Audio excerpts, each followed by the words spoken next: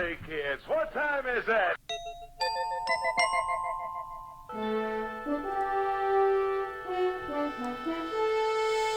The future is coming on, it's coming on, it's coming on.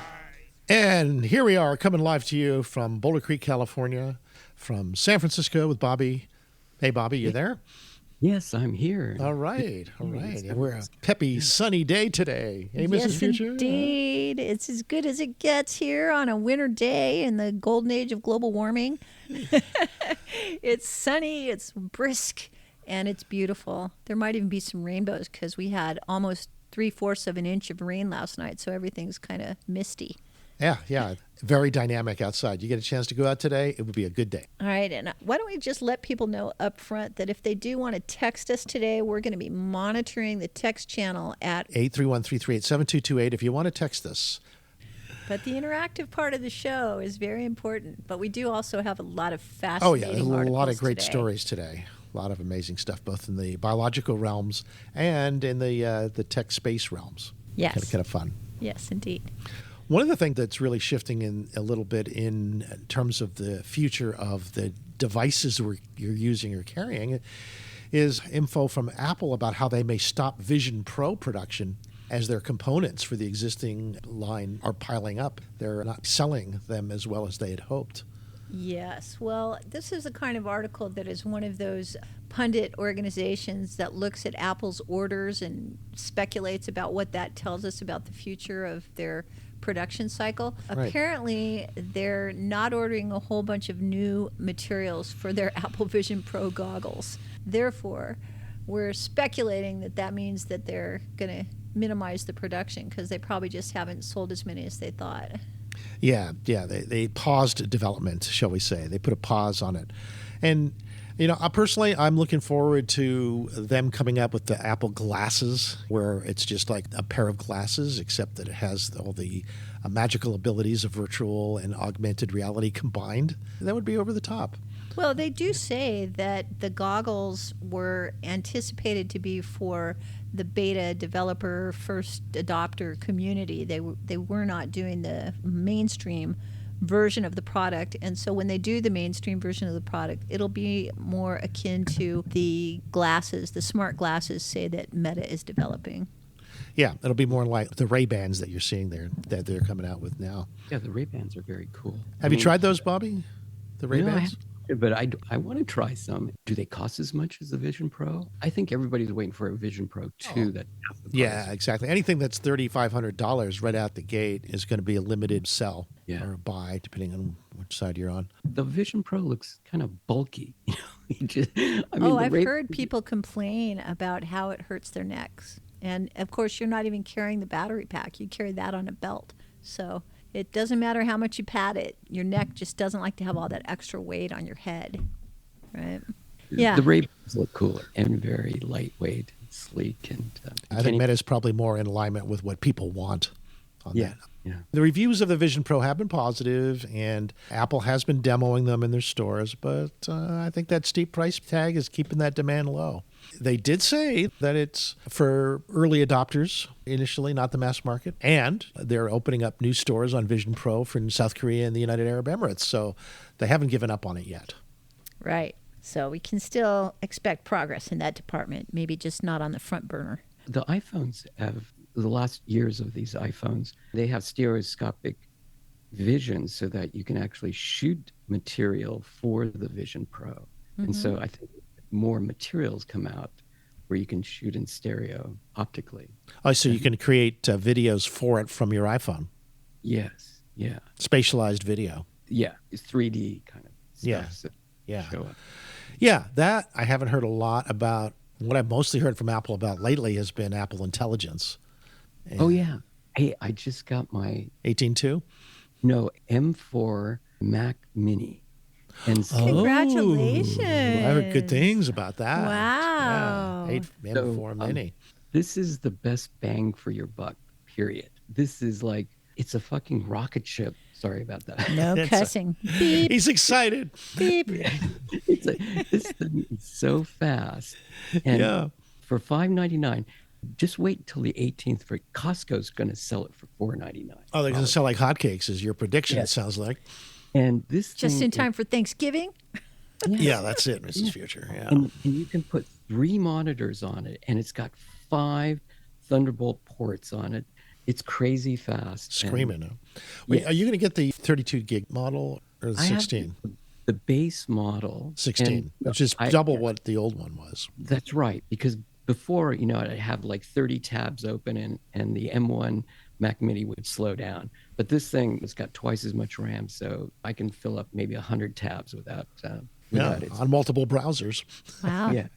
I never knew you were such a Apple fanboy, Bobby. I knew you were a tech head, but sounds like you're really diving deep into it this time. Yeah, Bobby knows amazing things about this. I tell you, because of Bobby, I have Bravo now installed on my machine. Excuse me, Brave. That's it. Brave. I knew it was a big thing. Brave. Because you don't have to pay for the ads on YouTube now. You don't have to watch the ads. It's great. Brave browser, yeah.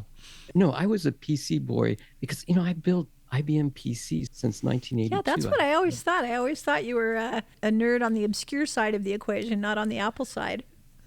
But when I looked at the M1 chip, I realized they have just leapfrogged Intel and AMD. They have a chip now that's Apple Silicon, and it's faster, much more efficient. And I realized these RISC processors is the wave of the future.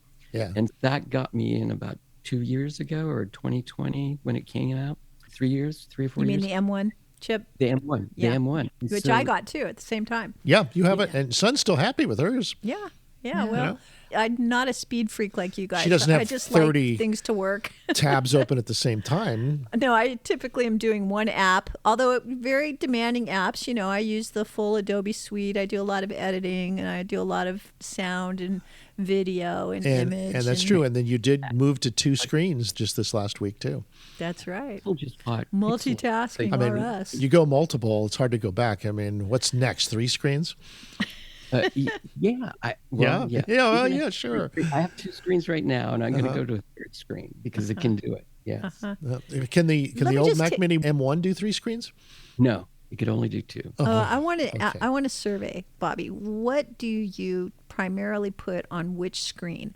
Like when you have those multiple have an screens, extra how do screen. you, How do you use organize it? yourself? I have this ultra wide LG screen, and it's on my left side, and that has my Zoom, the Brave browser on there. But then on the right, I have all the links page, and I have the Brave browser over here. So I'm looking at all the articles on the right side that we're going to talk about. And then on the left side, it's got my VPN, my iMessage, my notes. But it's So it's more of the reminder, interactive stuff, but it's just waiting for you to pay attention. It's not where you're actively engaged. That's right. Yes. Yeah, sort of like your desktop. And that's what your you're doing, too, background. right? You're how the main... Exactly the same. That's why I was curious, Yeah. because I've only recently gone to a 2-screen display myself, and I wasn't in a big rush, but when I finally did, I opened up those same 3 windows. So I keep my reminders, my chat, and a couple of other apps that maybe I'm engaged with for real-time communications, social or something like that. So, Bobby, knowing what you know about Apple's evolution, what do you think is going to be next? Do you think they're going to release a new, cheaper version of Apple Vision Pro? Or do you think they've given up on it? I think there's going to be, that's a good question. I think there's going to be Vision Pro 2 that's probably half the price, or it should be. And then people will start buying. 1,500, something like that?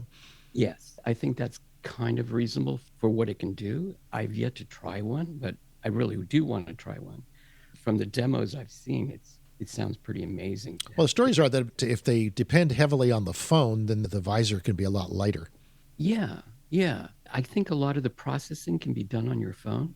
And I think when they're going to integrate Apple Intelligence, I think they're going to probably create an agent that shows up in your glasses, and it's an avatar. It looks very real, Yeah. And it'll be talking to you. And I think the two will talk to each other. That's what I envision in the future here. Yeah, I guess it could be any voice or look that you want. Not far future. You can have your mother there.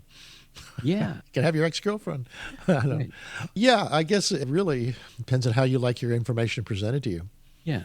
It's going to sound like Siri with a female voice, Yeah. probably, Yeah, probably, yeah. I do like the fact that we're getting more choices on voices, though. That's really wonderful. Choices on voices. Mm-hmm.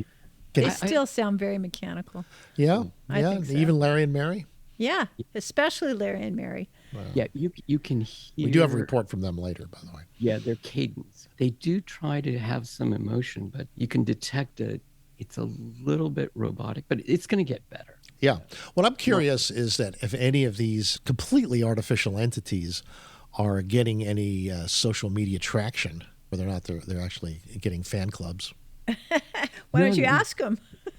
That'd be kind of interesting information. You can create a podcast channel with these things. I've heard, it's not just you, I've heard other YouTube channels, and they're just straight out, they're just using Notebook LLM, and they're just taking stories and putting it, and just having these two people talk. Yeah. And Apparently, it's a whole publicity service that different ad firms provide. yeah. Yeah, it's interesting. Yeah, it seems like I find when I run into something like that, you know what my first reaction is? A little, it's fake. It's just fully AI. Oh, I don't want to hear that. Yeah, me too. Me too. It's kind of like, oh, somebody cheated. Yeah. You get very tired of the padded content Yeah. where 2 or 3 headlines is repeated in a slightly different order 4 or 5 times throughout the article. Yeah, there's and zero why do we have extra this? information. Why do we have this? Because a bunch of people read or watched a YouTube movie on how to make money fast. It's annoying. By putting up fake channels or channels, real information, but completely synthesized in a few seconds by. You know, we fed Grok some questions about our podcast today. And for one thing, it had a little trouble finding it. It sort of acted like we weren't there, even when we told it to go and check on Santa Cruz Voice. But even though it said that it couldn't find us, it then went on to describe us. And then under Santa Cruz Voice, it talked about our show. And when we gave it our old archive, the Dr. Future Show link, then it gave us absolutely beautiful reviews. It compared us favorably to other podcasts that are maybe in the same space and said that we're better because we have optimistic sense of humor and our personalities are really fun and the stuff we cover is really interesting. So AI Grok friendly. gave us a thumbs up on our 20, how many years of work here? Oh, Since 15 or 09? so, you know, Yeah. I mean, just practice. Our 15 Just years warming of up. work, Grok has given us a positive review. Wait till we get our video stuff incorporated into this. Woo! Watch out. So this is Grok LPU, right? So it's a hardware-based thing, and it's not the XAI, which is the Colossus. Well, we did it from X. Alan signed up for Grok, so we're I testing signed up it for out. Grok Premium. Actually, it's Premium. It's X Premium with Grok. Because I wanted to try the new experimental Grok modes. I was looking, for example, to see if you could get Grok in an audible mode, kind of like we do with Siri or Alexa.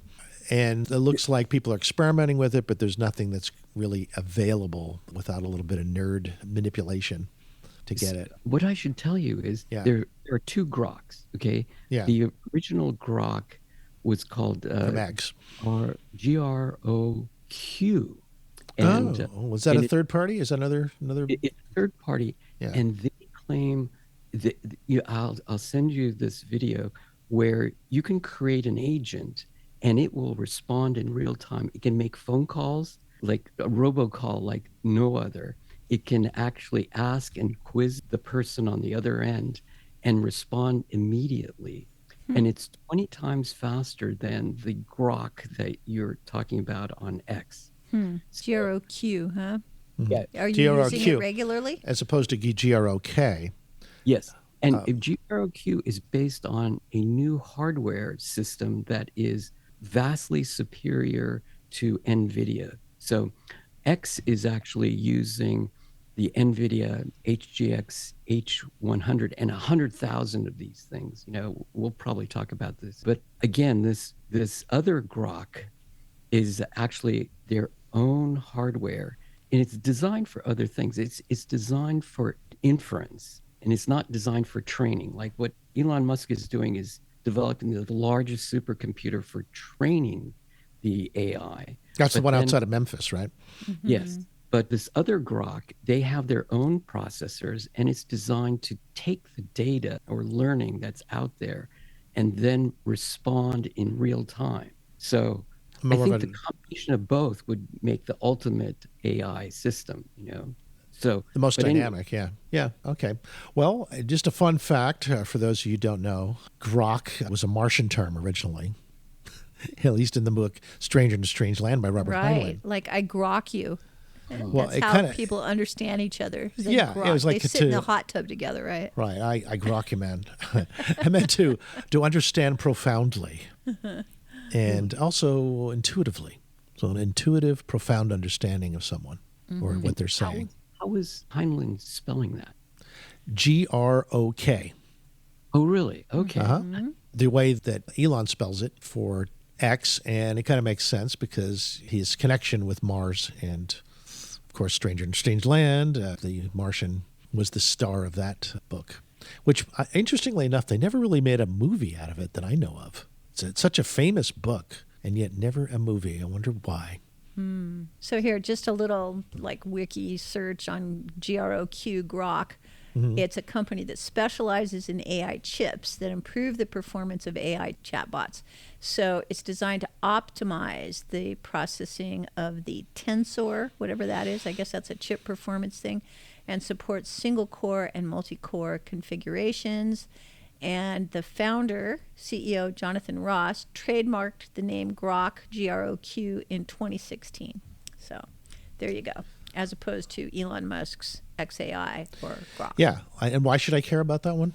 I just thought you'd like to Because see it what has the, the capacity of real-time information that yeah. sounds Yeah. very profound. Yeah. Well, and it specifically meant to improve chatbots. So it's- Chatbots, yeah. So GROQ is the best friend of chatbots. Yeah.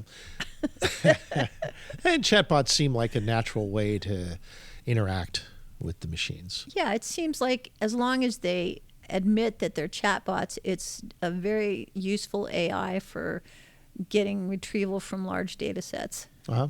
Should they say that they're a chatbot as soon as they introduce themselves to you? That they're not I really do not human? know the answer to that. You know, Maybe should you, they can- ID maybe you have to ask them. Should the government force an ID on every chatbot? Yes. You think it'll stick? I mean, come on.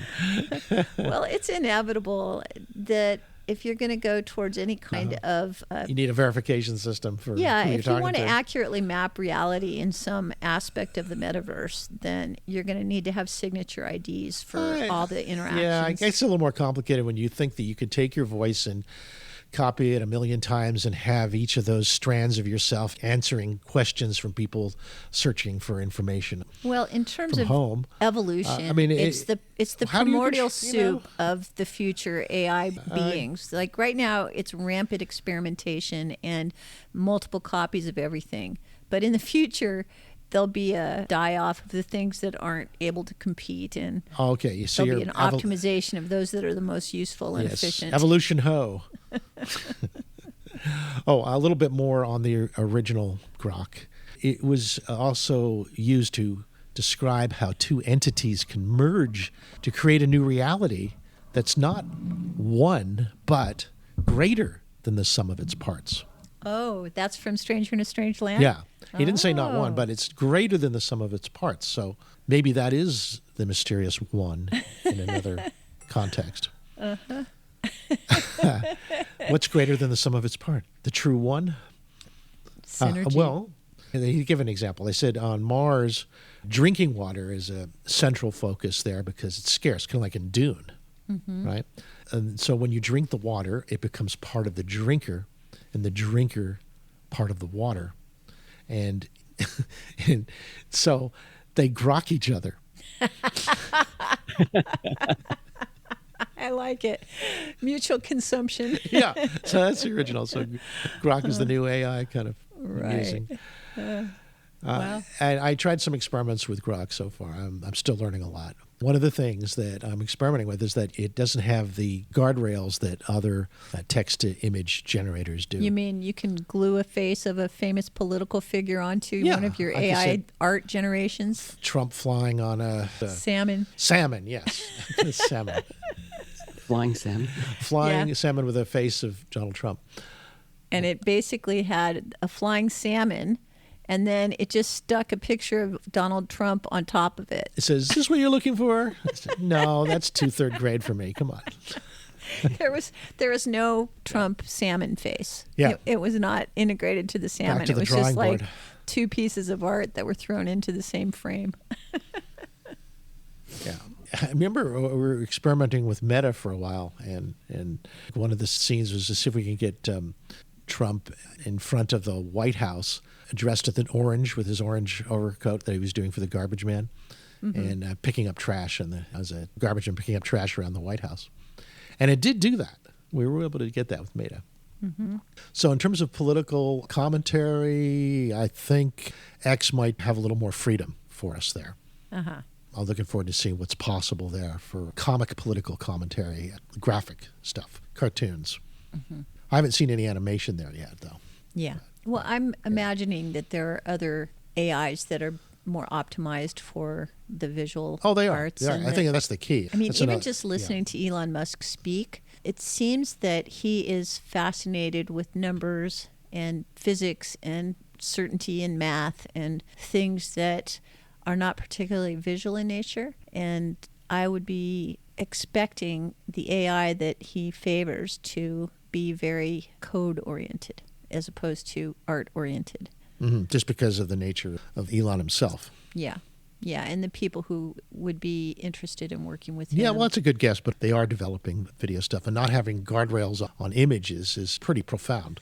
Well, when you say not having guardrails, again, we watched the most recent interview with Elon Musk on Joe Rogan, and they discussed the guardrails. They did a little demo of Grok and tried to take the guardrails off while they got some lewd. I don't remember what their prompt was, but they kept looking for something that was a little more explicit than. So I had some guardrails there. Yeah, and it turned out that the Grok AI was very formally polite, very similar to Elon Musk. So I think it's been instructed not to go too far out of bounds Yeah. for decency. Know your billionaire's belief system. And that's all over the place, too. I mean, I have my anti-friends send me articles that are obvious propaganda to me, but they use propaganda techniques, presenting negative information about, like, Trump or Elon. One of the classic methods that you might run into is bullet points. August 8th, 2023. Dragnet.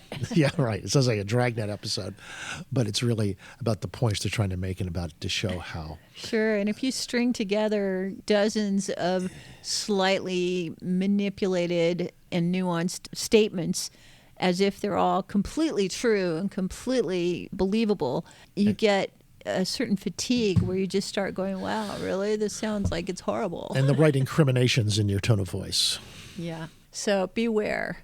Beware of the AI's ability to fool you. The key there is really understand how current media manipulation works. I'm talking in this case about technique with sinister tones or da-dun-dun, to make points that are incriminatory towards someone, all this sort of thing. To recognize that when they're being used. And if they're used repeatedly over and over again, it's more likely propaganda. If it's used once, maybe that's just a form of effect to make the point of the documentary. But if it's overly used, it definitely is trying to promulgate a point of view. It behooves you then at that point to see, okay, well, what's the point that they're trying to make? Are you subject to propaganda, or are you propaganda literate? Well, I'd say most of us haven't a clue about Well, listen, let's find out. It's time for a break. Okay. Why don't we do a little Santa Cruz voice propaganda and see if people are subject to believing it or not? All right. You ready? All right. Believe this. Okay, here we go.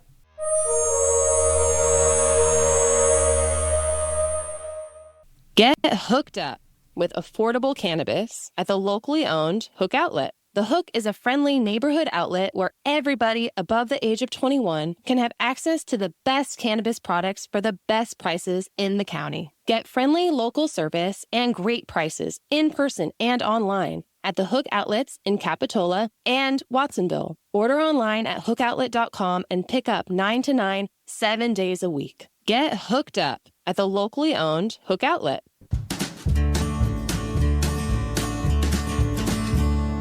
Deer fence, wood fence, livestock chain link, vinyl, iron fence, cypress coast fence, Cypress Coast Fence.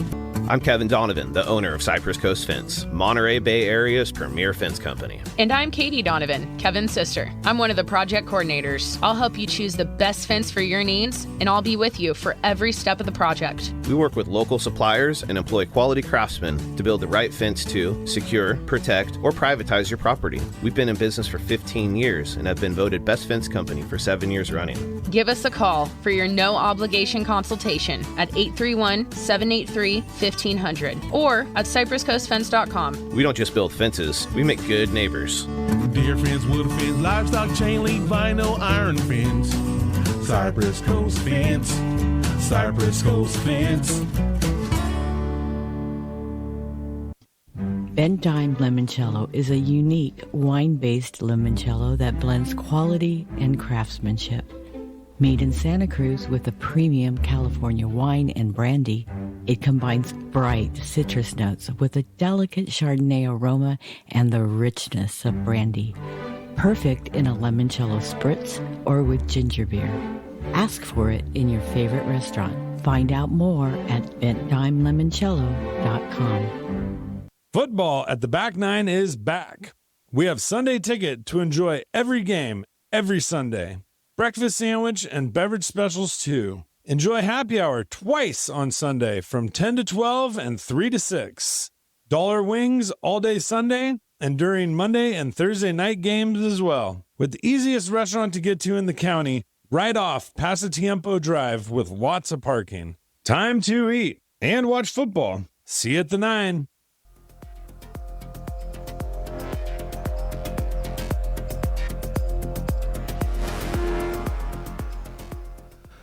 Okay, welcome back to the show. You know, we have a few stories on robots this week, but I thought the most outrageous one along those lines was that Trump has a high-tech robot dog as an upgrade to his security at Mar-a-Lago. Whoa. Yeah. Yeah. Robo dogs looking for people sneaking around, hiding in the bushes. Yeah. I think that the dogs have an ability to make nasty sounds that can scare people away, too. You think? Yeah, and I'm wondering, I don't know if the Boston Dynamics dog that they're using, it's an expensive one. It's like the $100,000 Boston Dynamics dog is the first big security model. Right. The presidential security dog. It should be able to ascertain if somebody's hiding in the bushes or any of these things. But besides just sending back video and audio information to the Secret Service, I think it should make some sounds. Yeah. What sounds do you think the dog would make? I'm experimenting with some. If it sees somebody in the bushes, what would it say, Al? Well, first of all, it should sound like a dog, I think. Uh-huh. Okay. So maybe, what about... Ooh, that would scare people. I think, how about maybe something more... That is a very poor recording of a dog. No, it's not good enough. Don't use it. Not so good either. No, the first one was good. No, well, that's that scary, sounds but too it's small, a tiny right? Dog. You don't want a big, giant Boston Dynamics robot dog sounding like a... Did you say scary dog? Look for a scary dog. Okay, let's try scary dog growl. Scary monster dog. All right. Okay, scary dog growl. Ooh, yeah. That guy is on guard duty. Okay. Yeah, for sure. Okay, so we'll suggest that to Mar-a-Lago Send Security. That to, who is it, Boston? Dynamics. Boston Dynamics. Yeah, Boston Dynamics. Yeah, those things are fierce looking. Well, this dog is red and white, but not blue. Uh-huh. Red, white, and black. Yeah. They should put a sign on, do not pet. Right. Amazing. Safeguarding the president-elect is top priority, says Anthony Giolimi, U.S. Secret Service Chief of Communications. While we cannot get into the specific capabilities, the robot dogs are equipped with surveillance technology and an array of advanced sensors that support our protective operations. Oh, this is hilarious. You know the name of this dog? Does it have a taser on it, maybe? Listen to the name of this dog. What's that? Autonomous Systems and Technical Robotic Operations. Stands for... ASTR. Oh. Rastro. Oh. Remember the Jetsons dog? Right. Rastro. Rastro. Ruh-roh. All right. So You say there they can you also go. detect bombs and chemical threats and can tell what kind of soap you used the last time you took a shower. You made that. And I did. I did make that up. They should have good smell sensors. But they though. do I have could think thermal about that. imaging. Yeah. They have high resolution zoom. They probably have a ability to bark. Hey, you. Yeah, it didn't say anything about barking. I mean, it's the first thing I thought. Well, it's of, but, because it's yeah. the Secret Service. They're not going to tell you. It's going to have barks. Yeah. Probably be able to also have like a walkie-talkie capability. Uh-huh. Where Yeah, in much like our fact, security cameras have. A little today. later in the article, they talked about how one of these robo-dogs was used last year in New York after the collapse of that parking garage. Yeah.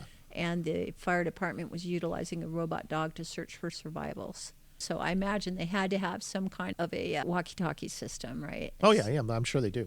I was thinking that real dogs could be trained to work with robot dogs. I'm talking about really small robot dogs, like the size of a ball, like a dog ball, that would go into the rubble and cruise around, listening on its sensors for any signs of life, like breathing, heartbeat, stuff like that.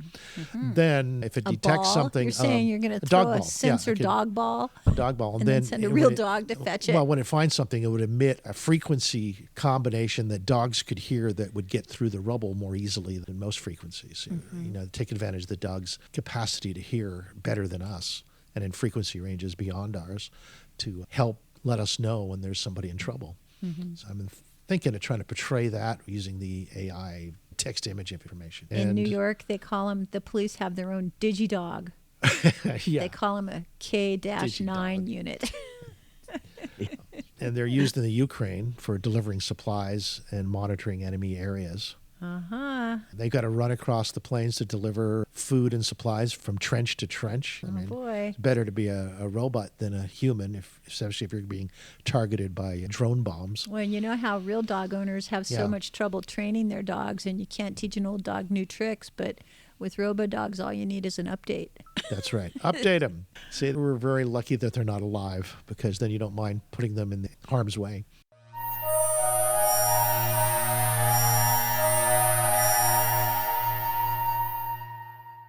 A story about how a robot watches how-to videos and becomes an expert surgeon in the process.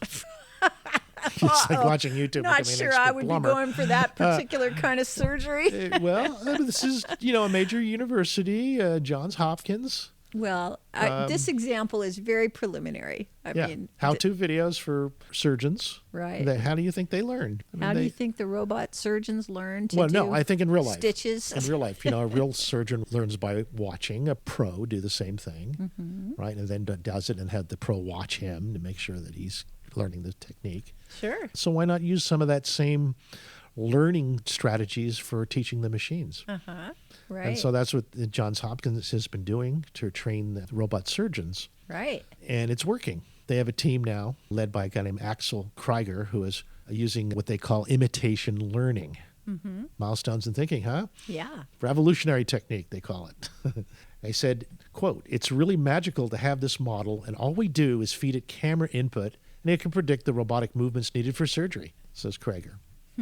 Which is a step forward. Hey, Bobby? It looks like it's learning how to suture when you have, when you have stitches in your head or something. You know? Well, according to the article, there's 3 areas where they've been very pleased with the results. And again, these are very preliminary. These surgical robots, they're just robot arms with certain surgical tools on the end. And these robots are being used to do things that maybe a surgical nurse might be doing in the operating room. So they're being taught to lift certain tissues maybe up and out of the way.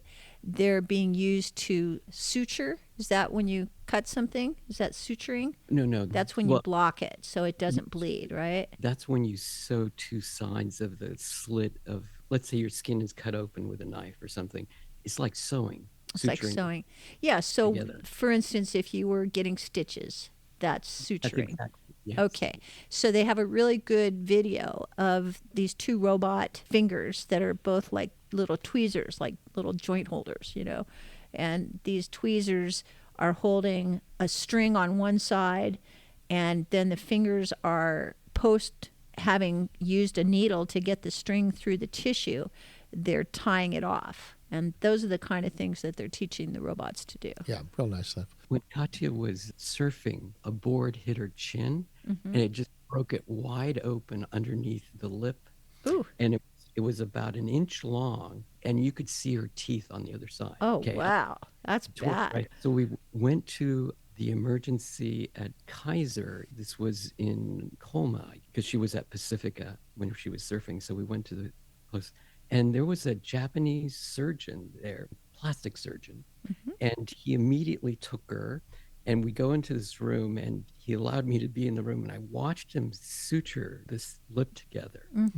And I was so amazed how agile he was with his two fingers and using the needle and tying the knots and going across. And he did it so quickly, and it was perfect. And today she does not have a scar. Wow. That's so amazing. And, Well, I don't think that these particular robot They're simpler. They things said are ready for that level. what yet. what they've learned is like if you drop a needle, they'll pick it up and continue. You know, they figured out how to do stuff like that, and some strategies that weren't even taught it learned along those lines, which is interesting. What I heard is if you know how to use chopsticks, you're actually better surgeons if you don't. So I assume this Japanese guy had learned using chopsticks as a kid. So that's my I guess. see. I want to. I'll just remind you, my favorite memory of these robot surgeons that is now several years old is when there was a tattoo robot that was being tested remotely on a girl who was being paid to be the guinea pig. And this surgical robot actually did a tattoo on her arm over the course of about half an hour. It has that level of precision to be able to prick the skin exactly right and do it. Of course, it depends on the human not moving around. Right. Yeah, it does. Yeah, I think tattoo robots are going to be the next big thing. Tattoo robots. Yeah. They're going to print something on your skin that looks so real. And Well, I bet tattoo artists feel differently about that. Yeah, said robot, not there. No. Oh.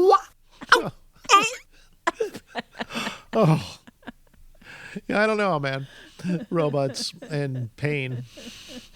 No, they're probably going to be more successful doing things like house cleaning, Yeah, let's start delivering there. packages, helping people get in and out of bed if they're disabled or elderly for some reason.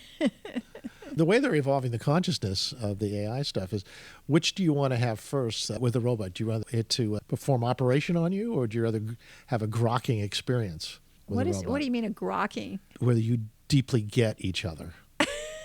Like grok. You have a grok, like grok and grok. So what's going to happen? You're going to exchange some grokking fluid with the robot, and you're going to become part cyber, and it's going to become part human? Well, what does it mean to really grok? Let's see. Isn't that what hyperlink is all about? Grokking grok? Hyperlink. I mean, hyperlink is kind of like getting some little robotic fingers in your skull, just these little microfibers. Oh, that you mean Neuralink? Neuralink. Neuralink. Oh, right. Yeah, hyperlink. I was going back to the early days Oh, of yeah. the internet. No, I meant Yeah, Neuralink. hyperlink. Yeah, Neuralink. Right. Neuralink. Right. That's sort of like having little robot nerves in your brain, and I'm sure it's grokking you, and you have some language model that it understands. So, Well, how much affinity do you have for having your neurons intertwine with the robots? You mean me personally or Yeah. everybody? Yeah, I mean, you think. They're still trying to work out the chemistry, what fibers will work in your brain without your brain turning on it. Well, I think what they need to work out is hand, or some kind of a robot hand that feels so good you don't want to not stop touching it. And you want to feel it and squeeze it, and that will create a connection to the mind. I think that will be more powerful than having to actually go into your brain. So have you been researching this area of A bit, yeah, limbs? a bit. What is it, But robot? I think Prosthetics, that's the word I'm looking for. prosthetics, yeah, I think smart skin is in the right direction. There have been award-winning robot skin companies. Yes, there are, and it's evolving. And the idea is to be able to create a robot so that it feels good to the touch is something that a number of companies have been working on. Hands and robotics with Sophia, and And some of their other designs have been working on the skin, particularly to make it look, because there's nothing like skin to make you look either human, alien, or uncanny valley. If you're unlucky, it can look grotesque. So getting skin right, especially if you're trying to imitate people. But some people feel like we shouldn't even try. We should let people be people and let the robots be robots in whatever form we feel comfortable with them. Others fear that we have no choice. So what do you want? Do you want a fake-looking human? Are you okay with that? Or would you rather have him look like a dog or a snake or Are something? you talking about me personally again? Yeah. Your personal robot. It's going to come down to that. It's going to come down, what do you want your personal robot to look like? I was very fond of our very first little robo dog. And the dog, that aesthetic, which is basically a black and white plastic-looking imitation of the real thing that is cute but not uncanny. That's the kind of robot I think is going to be popular first. Cute but not something uncanny. that's kind of a doll. Yeah. Okay. Yeah. All right. What about you, Bobby? I think sex sells. So you want a sex doll as your first robot? Whoa, he goes right there. Your favorite is going to be a sex doll? Okay. Have you told your girlfriend about this? No, I don't think this is what he meant, though. Just think that, like in Japan, they're on top of the sex doll, blow-up doll look. It looks more real than before. So they can't really tell the difference. Yeah. Well, I guess that's it. Wait a minute. What do you mean you can't tell the difference? Well, if you saw one walk down the street, you'd have to get up close to see the difference. Yeah. You're kidding. Really? Yeah. They have them look, and they claim to be fully functional. So you've seen videos of these robo sex dolls in Japan? Yes, they exist. That's where the industry's going. Sure. Well, nerds. I guess So when they're going out of their way to take care of their needs. Well, it kind of makes sense when you touch a doll, you want a response. You don't just want it to be nothing. You want some sign of life. Yeah, see? That's what you want. That's a whole other generation, I guess. I think women want robots that'll do the cleaning, and men want robots that aren't women. Well, no, they just... The old Stepford Wives story. Well, to each his own. Right. There's a lot we'll of see how it all comes out. Yeah, there's a lot of variabilities here. I think we want a robot that does both, that does the cleaning and everything and functions. Yeah, sure. Hey, honey, you done with the toilet? You can only have sex so many minutes a day, right? You make sure you get that toilet nice and clean. Now come in here in the bedroom. I need you. Yeah, a multi-purpose robot. Wait, there's still dishes in the sink. After you're done with me, could you go deal with that? I don't know. It depends on, do they need the respect that women need? Do they, can you just tell them what to do? Well, I hope so. You hope so, huh? Maybe that's to their benefit that they don't. Oh, my. Yeah, the scenarios that are going to unfold here are just phenomenal. And it won't complain. It won't complain about anything. No, not unless you want it to. Remember? I don't know. See if Grok can complain. Ask Grok if it can complain about anything. Ask Grok if there's anything it would like to complain about. Do you believe that AIs should be able to complain? Now, remember, Grok is not an audio one, so I'm going to have to read the answer to this.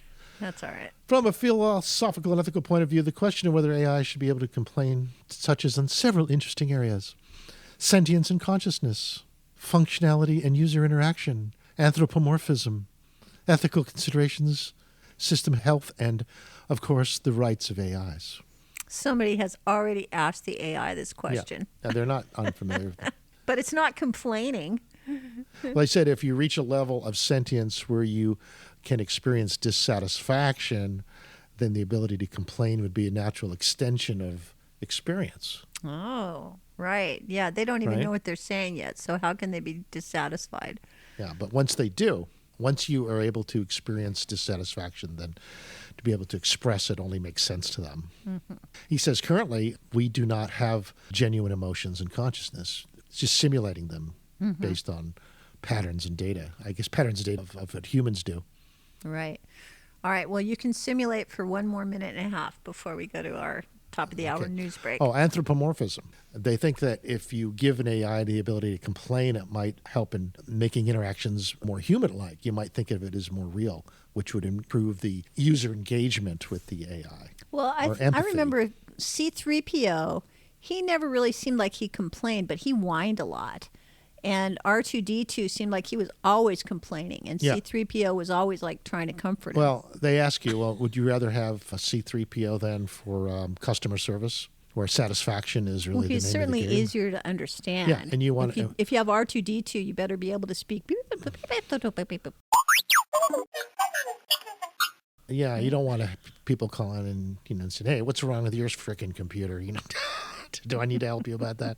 You want it to be nice, right? So those are considerations. Yeah, you want it to be nice. And sure. and right now they don't have any rights because the self-awareness isn't there. But in the future, they might be more oriented towards rights and such. All right, we're going to try a new sound effect as we go into the hour here. Ouch! That's a good one. No, please, no. Ow! We'll be right back. Stay tuned for some local news on Santa Cruz Voice. Ouch! Not connected. And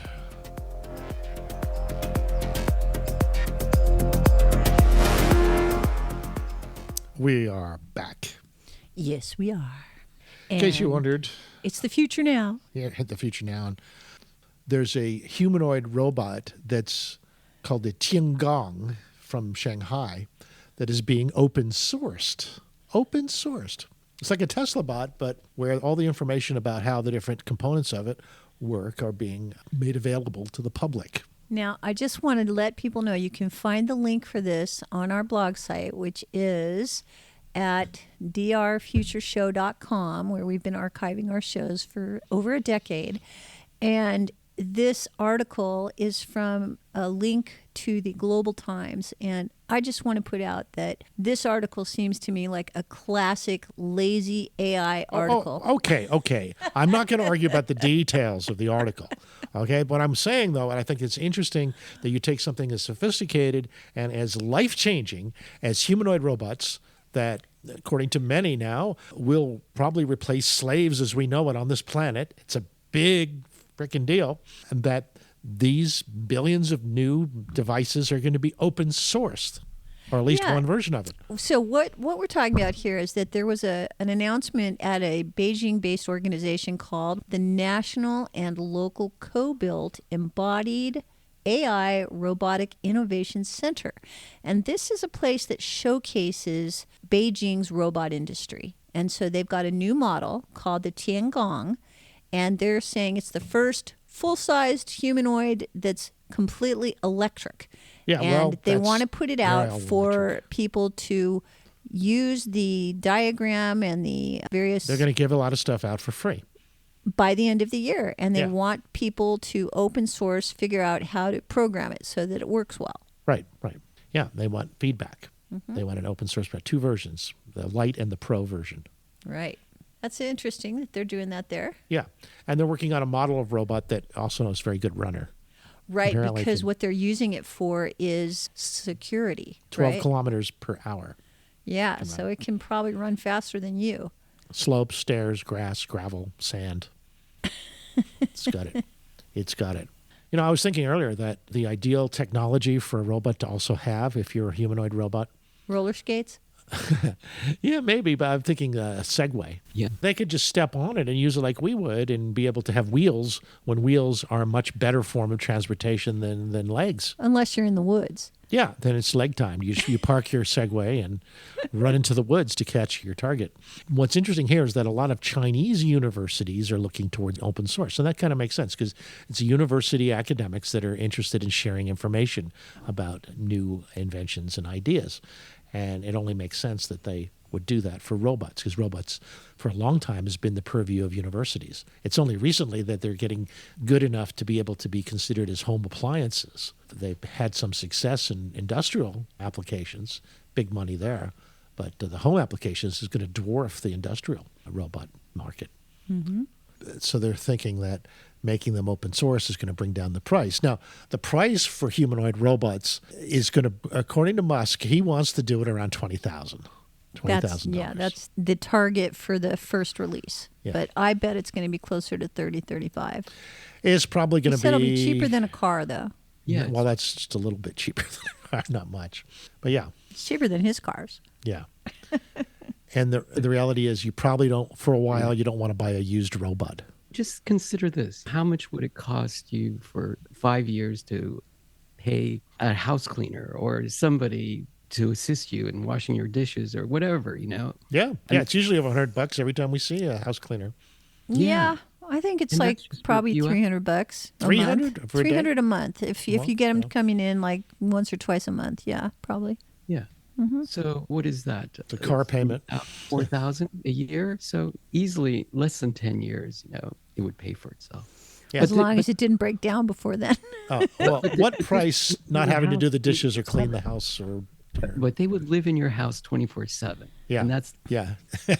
Yeah, they're yours, man. They're yours. Yeah. That's Nobody wants him back.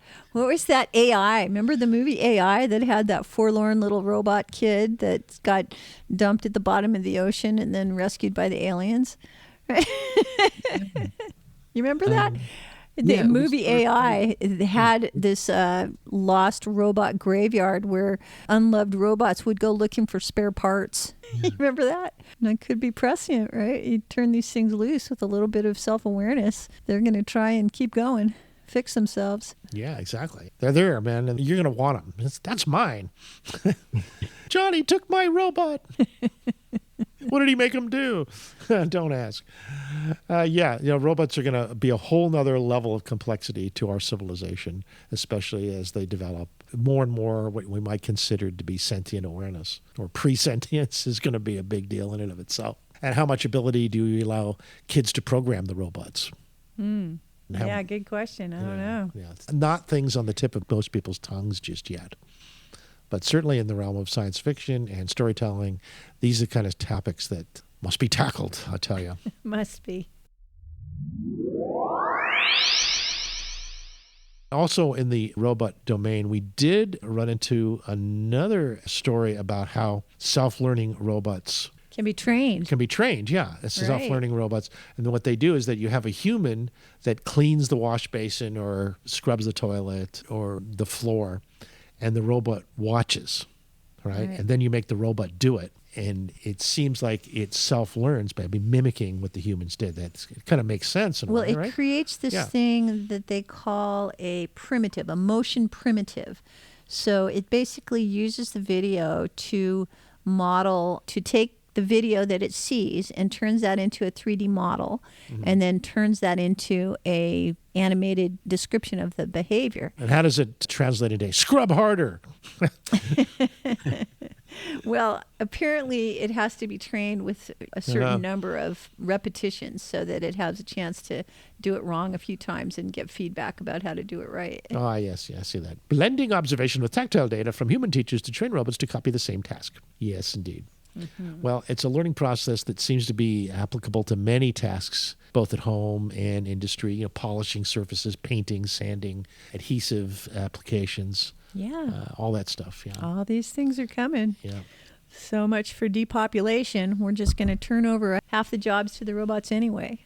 Yeah, you don't need as many humans. Why would you want them? We How want many? the humans Well, let's- because humans are wonderful. Yeah, but how many people can you actually get to know in your life? Well, why even ask that question? It doesn't matter. It's about quality, my not point is that quantity. most humans, if we come from small tribal structures, the nation states is a bit of a newer thing. That's because it takes people who know each other to look out for each other.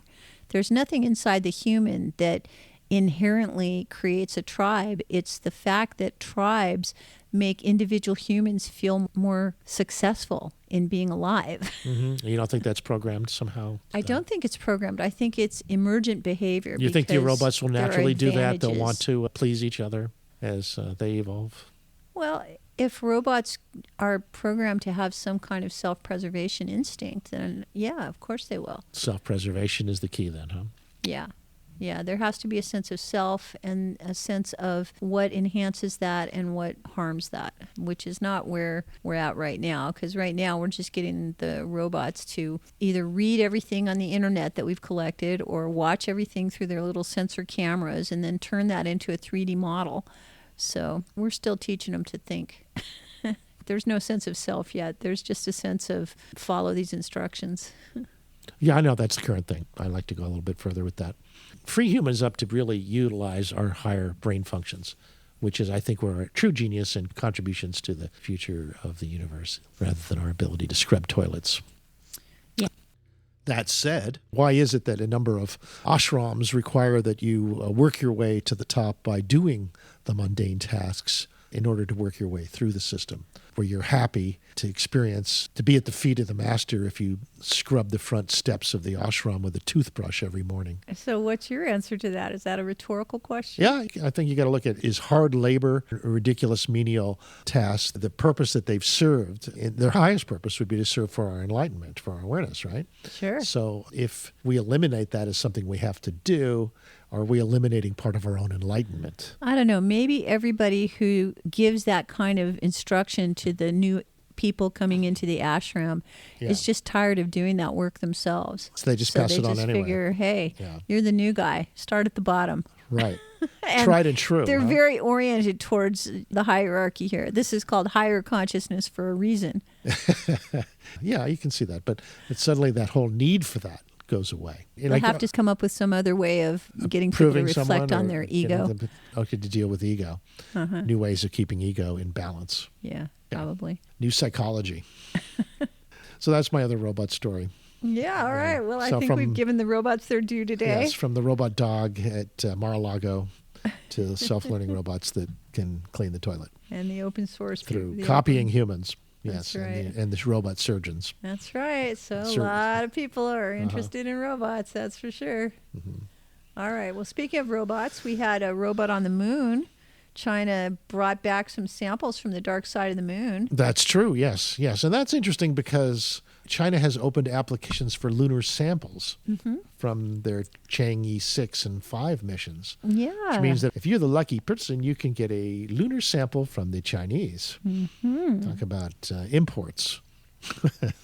Yeah, so you can get some samples. You can borrow them. It's like a lending library.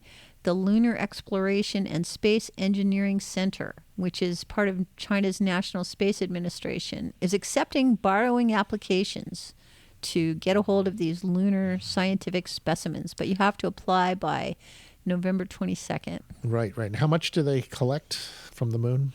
Well, we figured they collected about between 3 and 4 pounds on the dark side of the moon. So they're sending out samples from the South Pole region. Right. Yeah, they have 3 kinds of samples, as I recall. They have rocks, they have powder, and thin sections. I guess they've sliced some of the rocks into thin sections. They've got debris and they've got powdered samples. Right, drill extractions and shovel collections. Right, so depending on what kind of science you want to conduct, you have to specify which kind of sample you want. And they're all just in little teeny tiny, how many micrograms? They've got 1,700 grams, and they'll probably give you less than a gram to experiment with. You know, the Apollo mission has offered many pounds of this lunar material that they gathered in the 70s. Yeah, well, the Apollo brought back a lot more rocks. They brought back like 800 pounds of rocks. Yeah, they brought back serious amount of rocks. Yes. These guys brought back like 3 or 4 pounds of rocks. Yes. But they did have a robot collect it. Like pounds of rocks were brought back by the Apollo missions. Yeah, these weren't autonomous robots, right? 842 pounds of lunar rocks. Okay. So that's the Apollo missions. 842 pounds. Yeah. Apollo brought back. You want to study some Apollo rocks, you probably have a better shot at it. They gave a bunch of those away for people to keep in their museums. They're not just borrowed, they're given. Yeah. Well, they have 3.5 pounds they're giving away, or not giving away, lending out. But the difference is that these are from the South Pole, which is where everyone wants to go. Yeah, it's the only samples from the South Pole. That's not all where new. we want to go. And the dark side of the moon. The South Pole is a hard place to land. There's so much and impact. Permafrost. Craters. Yeah, there you go. So Chinese South Pole Aitken Basin rocks available for your submission. Yeah. Go to our drfutureshow.com/links page, and you'll see a place where you can click and submit your request. That's right, for Chinese moon rocks. You want to talk about the tractor beam? Real life Star Wars tech. MIT researchers have created a miniature tractor beam to capture cells. Turn on tractor beam. Yeah. What about it now? Okay. And so what is a tractor beam? A tractor beam is a light beam that can hold something made of mass and material in place. It freezes it so it can't move. And so they've been using this kind of technology where they're using light to manipulate cells underneath a microscope. And they've just come up with a new design that gives them basically a better tractor beam. They ascribed tractor beams to Star Wars in this, and I object to that. I think tractor beams was Star Trek. Oh, for sure. For a Star Trek thing, not a Star Wars thing. Okay. But there's people well, you make can a tell case. how old the author is, right? He's probably not a Star Trek kid. Well, there's probably an incident kid. where they used the tractor beam when the Millennium Falcon was captured. But nevertheless, these are MIT students who invented these chip-based optical tweezers, is what they call them. And these tweezers have been emitting light very close to the chip surface, and this light is used to capture particles that are only a few microns off the chip surface. But that has meant that they have to put whatever it is they're trying to study right on the chip, and then that contaminates it. Oh. So this led to them coming up with a new design. And in this new design, they can now put a light beam that can actually go through a glass microscope cover, which is typically about 150 microns thick, so that they can actually use the light to put something underneath the microscope glass in a container, in a light-based container, and they can push it around with this little light tweezer. Yeah, there's optical tweezers. That's what our lensman, Shane, used to do. At Berkeley, UC Berkeley, optical tweezers. Oh, he did, huh? Uh-huh. So the MIT researchers created a silicon photonics chip, and it emits a beam of light that focuses about 5 millimeters above its surface, above the chip surface. And that way they can capture the biological particles inside a sterile slip cover, and that protects the chip and the particles from contamination. Yeah, thank you for that. It does open up some new possibilities and how they can move cells around at greater distances and easily. Moving cells around it's definitely getting to molecular technologies to be able to have that level of control. Yeah. Yeah, it's really hard otherwise. Yeah, this is trapping and moving cells with optical tweezers. It's not the first time they've been using optical tweezers, but it's the first time they've been able to use it with so much space between the chip that's generating the optical tweezers and where the light is affecting the cells. It used to take a large lab to do that sort of thing. But with these silicon photonics, it's getting nice and portable. So more and more biologists will be starting to play with this as a normal thing. Mm-hmm. Optical trapping and tweezing functionalities, Yeah. They've been somewhat limited, but it's a growing thing, and it looks like a great tool. I imagine the robots will start doing that too. A robot light tweezers, optical light tweezers. If they can just have a little chip dedicated to it, just pop it out in the palm of your hand, and there's the chip. Like, let's explore. Yeah. This is from an article in Nature Communications in the October 24 issue, October 3rd. It's called Optical Tweezing of Microparticles and Cells Using Silicon Photonics-Based Optical Phased Arrays. Scintillating, Mrs. Future, scintillating. Well, you know how to pick them, honey. Can I tell you? Optical tweezers. The picture is great. Let's see, what is it? Let's see, let me put it on a higher power mode. Let's see what I can get here. Let's see. Oh, no, that's too much. No. Perfect. Just hold it right there. Okay. Oh, I think you got it. Ooh, yeah. Gravity well. All right. Frozen in space. Bravo. All right. What else has your attention today, honey? Let's go to the break first, then we'll talk about this mystery satellite that's in orbit and what happened to it. It's very interesting data. All right. We'll leave you on that little mystery. It's all British satellite. Stay tuned. Be right back. Hi, folks. How many of you out there love to garden? Wouldn't it be nice to grow some of your own food? Or maybe a flower garden would brighten your day. All you need is the Knox Garden Box, a heavily constructed, portable, elevated garden on legs that can virtually change the way you've gardened in the past. The Knox Garden Box can be set up anywhere. Yes, you can place it right on concrete. The KnoxGardenBox.com. That's KNOX, gardenbox.com. You need a clean, pleasant space to conduct business, but you don't want the burden of a long, expensive lease. Your solution is Satellite Co-working and Digital Media Studio on Soquel Avenue. Satellite offers private offices, meeting and conference rooms, even co-working by the hour, day, week, or month. Schedule a tour at satellitecoworking.com. Mention Santa Cruz Voice for 20% off your first reservation. Treehouse dispenses not only the finest cannabis products, but information to those who want to know how to use cannabis for maximum benefit. Hello, I'm Jenna. If you would like to know how best to use cannabis, ask your friends and neighbors at Treehouse Dispensary, 3651 Soquel Drive. If you're 21 plus with a valid ID, no appointment is necessary and the information is free. Order online at ourtreehouse.io and pick up at our drive-thru. See you soon. When you need help managing the legal affairs of your family, call on the Angel. Hello, I am attorney Angel Hess, and I am ready to help. Whether you need a prenuptial agreement or divorce settlement, need child or spousal support, or are facing custody issues or visitation rights, I will help you. I have more than 7 years' experience as a family law attorney. When you need help, call on the Angel. Attorney Angel L. Hess at santacruzlegal.net. Located in Scotts Valley, Steel Bonnet Brewing Company is a family-owned brewery and tap room that focuses on creating delicious English, Scottish, and American ales. We are open every day and offer food trucks and live music on the weekends. With both indoor and outdoor seating, the brewery is the perfect spot to relax with your favorite drinks and loved ones. Bring your furry or human family members, as we are dog and kid friendly. Swing by the tap room at 20 Victor Square off Scotts Valley Drive or visit steelbond.net for more information.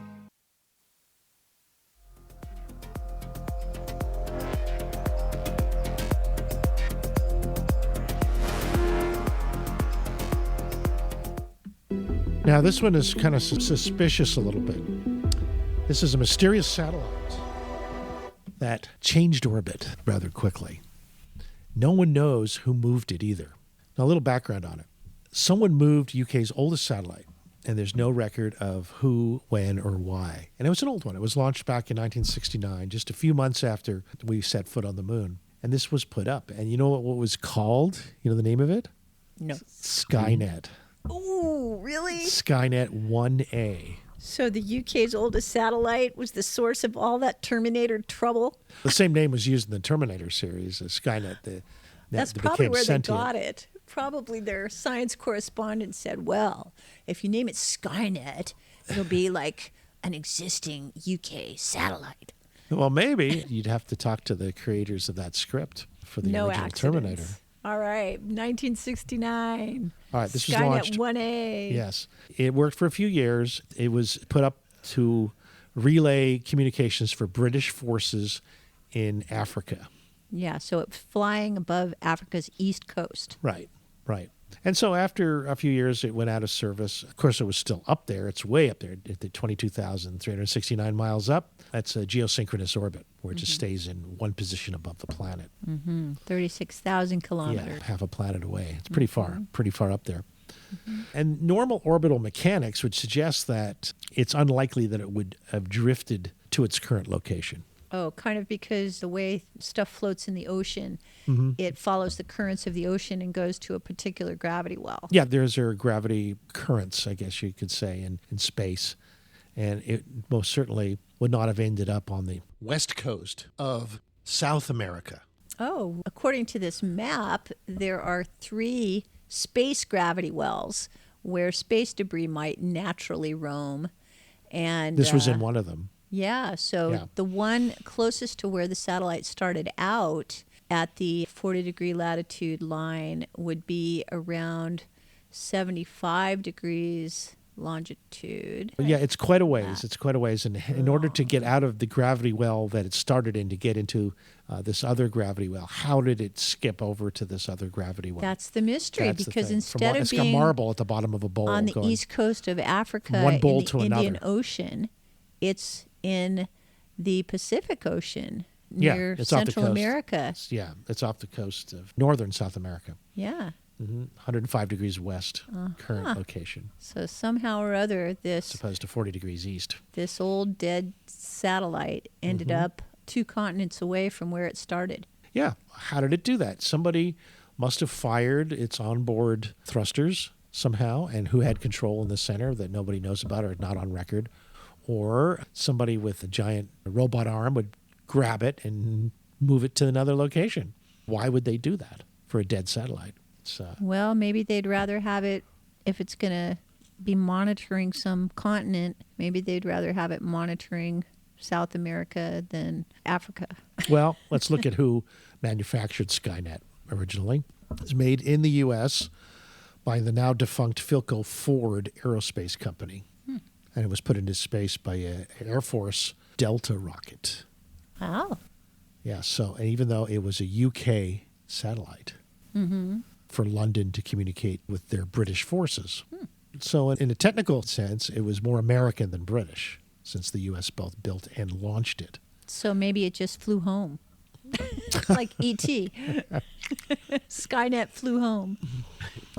Yeah, maybe, or maybe the Americans had control as well as the British of the satellite. Right. Philco Ford originally built it so they would know how to activate thrusters. Well, it says the Americans originally controlled the satellite in orbit. That's so right. That's they knew right. what So to do. they tested out their software against the Brits, and when they handed it over to the RAF, they probably kept a copy of it. Right.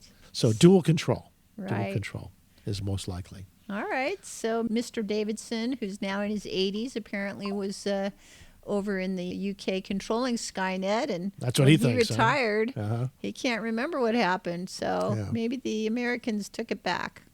Nobody knows. Yeah, take it back and then copied all the data once it was in a South American orbit. Right. So there you go. That's what happens to old dead satellites. is South America, huh? They just drift towards the gravity wells and disappear. Yeah, 69, Africa. Maybe it was Nazis. Yeah. Because the Nazis were in South America, right? In the 60s. Oh, yeah? You think they had some nefarious uses for this old dead satellite up there? Well, they'd want to know about British forces. It's military intelligence information. Uh-huh. Yeah, but from 69. Yeah. Well, there's stuff going on. I mean, it was really even more valuable then. I mean, that's the days of the early That's James the golden Bond and era. stuff. Yeah. Yeah. And the beginnings of satellite. Remember Man from U.N.C.L.E.? I think there's an uncle agent in the building. Yeah, they'd carry around those little gadgets in their pockets that look like a fancy pen. Then you turn them and they said Open Channel D. Uh-huh. It's the satellite communicators. Oh. The top spy agencies gave You to their remember top better than agents. me. I don't remember that. Yeah, Mr. Waverly. And Alexander Waverly, number 1, section 1, in charge of this, our New York headquarters. Ilya Kuryakin. I go and I do whatever I am told to by our chief. Napoleon Solo. I'm an enforcement agent in Section 2 here. That's operations and enforcement. Surely you remember that show. I do remember how cute the actors were. Ilya Kuryakin was very interesting. You know, he kind of represented a Russian spy. Right. He was a good guy, though. Yeah, turned good guy. Yeah. Was it Thrust? What was the counterpart? The bad guys? Thrush, I think it was. Thrush. Well, the bad you're thinking of, there's Agent 99 and Now you're Chaos talking and Get Control. Smart. Chaos and That's Control. Get and- Smart. yeah. Smart. Okay, that was Thrush. What was the bad guys in Uncle? Yeah, I think it was Thrush. Let's ask Scooter here. Come on, AIs, we need you. Who were the bad guys in Man from U.N.C.L.E., the TV series? Okay. Do you want me to use ChatGPT to answer that? See, that's Siri's. Siri's gone through some And the man from improvements. UNCLE. TV series, the primary antagonists are agents or forces of a global criminal organization known as Thrush. Yeah, This see, I knew it. organization is constantly engaged in nefarious activities, aiming to destabilize world peace and control valuable scientific resources, making them the archenemies of the United Network Command for Law and Enforcement UNCLE. That was from ChatGPT. Check important info for mistakes. Yeah, thank you. I love it. Siri will look it up for you, and then She said, make "You want me to sure read that this you don't website?" blame No, I don't her want if you to- the information isn't right. Yeah, so blame ChatGPT.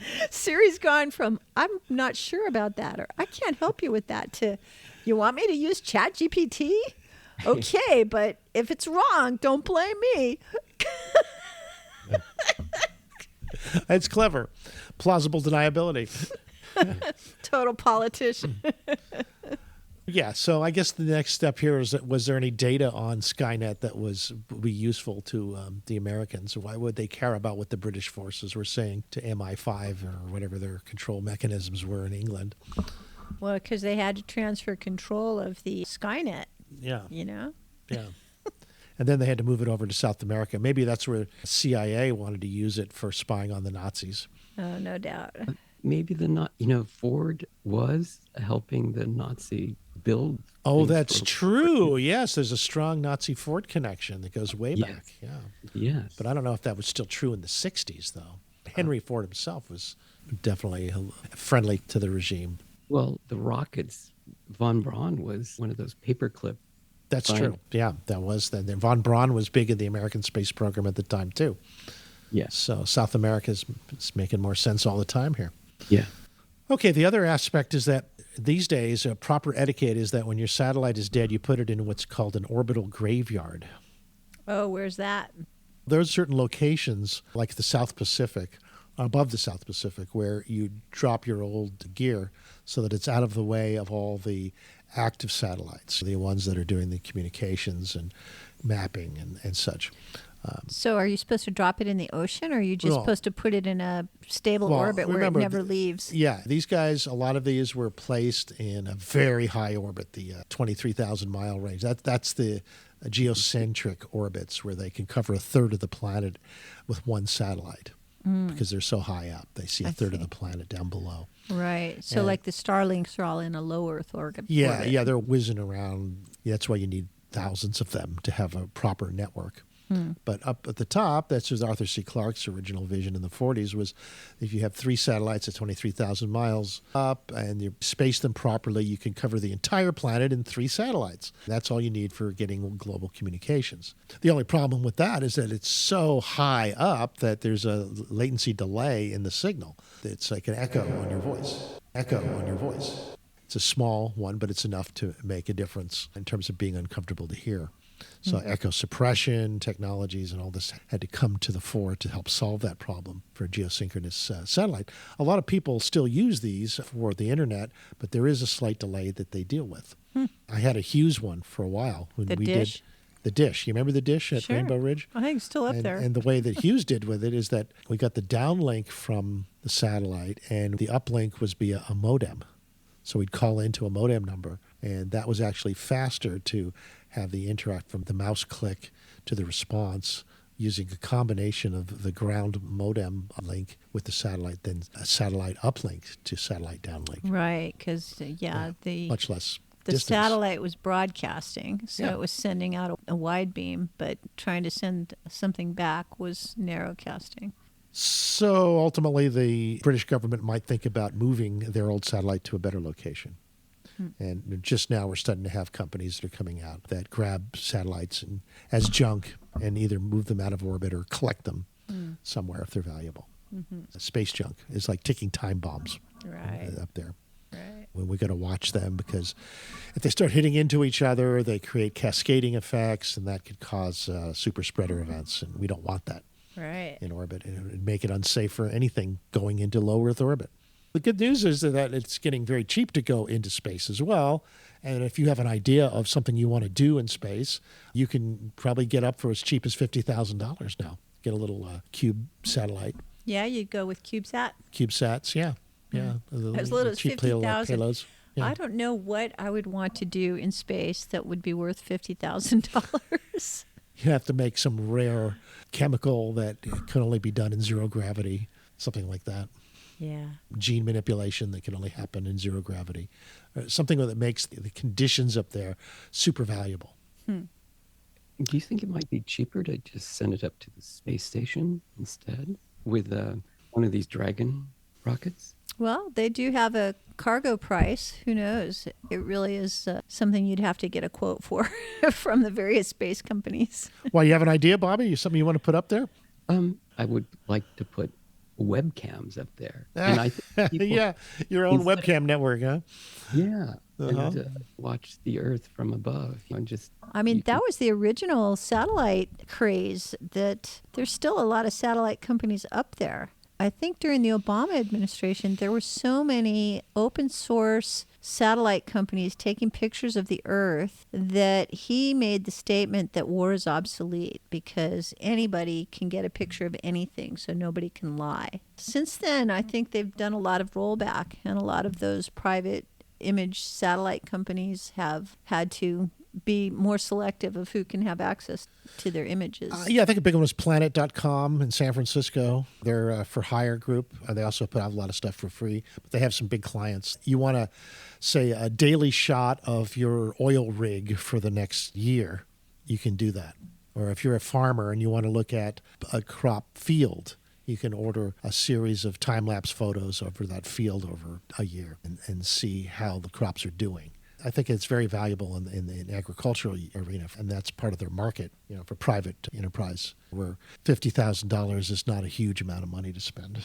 Yeah, to get pictures. Yeah. Probably do better to get pictures rather than put your own satellite up there. You get more bang Yeah, for just the buck. buy from Planet. Exactly, yeah. Yeah.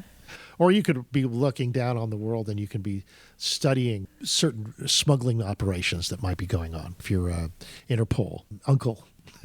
Like, for example, I thought that was interesting that the Middle East is having a drug war right now, but it's not like fentanyl like we have in North America. No. The Middle East has a big war over something called Captagon. Right. And so if I was an intelligence, I'd be watching the Captagon flow from country to country to see how that works. Right. Yeah, we have an article on that's from the Wall Street Journal. Yeah. Captagon is an amphetamine-like drug that is taken off in the region. And I guess amphetamines make sense in times of war, right? Because you want everybody to be super active in dealing with the real-time situation unfolding around you. They say it's used a lot also by taxi drivers as well as militia people and students, of course, for studying exams. Everybody who likes speedy type drugs or cocaine or meth or any of those upper things, those things that keep you awake. So it's being studied right now because it seems to be fueling more conflict in the Middle East. Literally millions, if not billions, are going into Iranian militias like Hezbollah. The drug is also propping up the Syrian regime with Bashar al-Assad. His regime, because they've been hit with heavy sanctions from the West, is now one of the world's biggest drug syndicates. Oh. Yeah. So that's how they're funding. Yeah, that's how. Yeah, he's got to fund his regime somehow. If he's not getting it from taxes, or he's not getting it from goods exchange, or selling his goods. Yeah, he's selling drugs. Right. They're probably using it too. Yes. Germans were the first to use amphetamine. Hitler was on speed. Oh, Hitler, yeah. The Nazis again, yeah, right. Yes, I've heard that. That's they've invaded Poland. It worked for them. Yeah. So smugglers, they think they're moving the drugs. They're making them in Syria. Apparently, the Syrian government buys a lot of drug allergy medicine by the millions. Pseudoepinephrine it has epinephrine, which is a form of speed. Yeah, and I realized that as a government, you can buy massive supplies of drugs from other countries, and it's not a problem. If the individual it is, they want to know who you are and what, but you're a government, you can buy massive amounts of drugs like that, and it looks like that's what they're doing. And then they're processing it into Captagon, which is then smuggled out to the war and to Lebanon, where apparently it goes by foot across the border into Israel and Gaza and the West Bank. They say that the global Captagon market right now is about $5.7 billion. Now, to put that in perspective, that's about half as much as the cocaine market in Europe. And they said Assad regime itself gets an annual average about $2.4 billion from this, about a fourth of their GDP. Yeah, and that's according to the Observatory of Political and Economic Networks, which is a Syrian and Arab research organization that tracks the Captagon trade. Sad.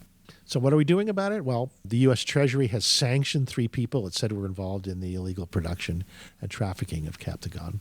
And one was the owner of a factory in Syria that was a front company sending pills worth $1.5 billion to Europe, which they concealed in industrial paper rolls. Then Europe became a transshipment hub for Captagon as it went to the Arabian Peninsula, according to the agency. And since the war in Israel on Gaza, the number of Captagon seizures on the Jordanian-Syrian border have increased 4-fold. And that goes hand in foot with more arms shipments, illicit arms shipments through the same smuggling channels. U.S. officials, they are worried that the smuggling will lead to increased Iranian weapons smuggling to the Palestinians in the West Bank. So this war that's going on right now seems to be just increasing the actual use of the drug. No surprise in a way, right? Well, big changes going on in the Middle East. On X yesterday, there was live coverage by Reuters of a meeting of all of the Arab states to discuss the situation in Palestine and Israel and the way to stop the violence. The piece that I saw that was in English, as opposed to most of it, which was in Arab, was about the fact that it seems that more countries than ever before have now taken it seriously that we need to pursue a 2-state solution, which from the Arab point of view means they need to really think about how to help their Palestinian brethren to have a stable home situation. There's a lot of fallout going on besides just the fact that the Syrian Assad regime and Hezbollah are using drugs to make money. It's just a window into a much bigger movie. And the satellites give us that satellite view, that overhead view of the whole thing, how it's unfolding. But let's land on a more positive note, shall we? Yes, please. Oh, I mean, yes. I'm so sad that this world is so full of suffering. I know it's terrible. Yeah. But nature of the species to deal with these things. Yeah, well, the humans could individually stop putting their juice into it and come up with a much better world for us to live in. We're getting there slowly. I can feel it. I think the answer is running in God mode, and I just got a clue on that. Actually. You did? Yeah. Oh. Let's do tell. Let's check with Siri. What's your share on running everything in God mode? Is it true that ChatGPT plus Runway equals God mode? I'm a big fan of good listeners and helpful beings. Well, I'm glad you agree with us. Yeah. Hey, Siri, how do you reach God mode? Sorry, I don't understand. Yeah, say useless. That's the typical Siri answer. Yeah. Uh-huh.